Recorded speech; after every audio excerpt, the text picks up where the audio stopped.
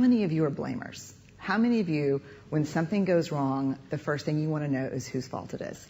Hi, my name is Brené. I'm a blamer. Let me just tell you this quick story. So this is a couple years ago when I first realized the magnitude to which I blame. I'm in my house. I have on white slacks and a pink sweater set, and I'm drinking a cup of coffee in my kitchen. It's a full cup of coffee. I drop it on the tile floor.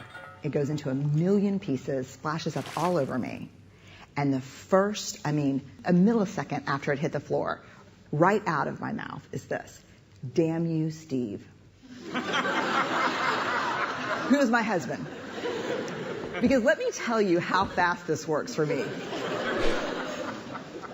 So Steve plays water polo with a group of friends. And the night before, he went to go play water polo. And I said, hey, make sure you come back at 10, because I can never fall asleep until you're home. And he got back like at 10:30. And so I went to bed a little bit later than I thought. Ergo, my second cup of coffee that I probably would not be having had he come home when we discussed. Therefore, and so the rest of that story is I'm cleaning up the kitchen. Steve calls, caller ID. I'm like, hey. He's like, hey, what's going on, babe? What's going on? So I'll tell you exactly what's going on. I'm cleaning up the coffee that spilled all, like dial tone. Because he knows. How many of you go to that place when something bad happens, the first thing you want to know is whose fault is it? I'd rather it be my fault than no one's fault. Because why? Why? Because it gives us some semblance of control. But here, if you enjoy blaming, this is where you should stick your fingers in your ear and do the na thing, because I'm getting ready to ruin it for you. Because here's what we know from the research.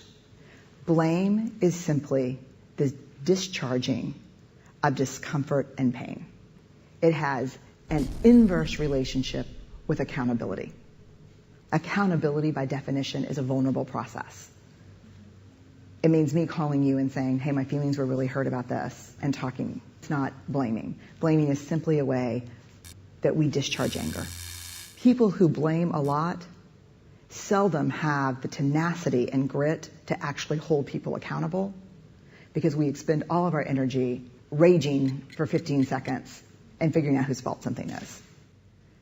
And blaming is very corrosive in relationships, and it's one of the reasons we miss our opportunities for empathy.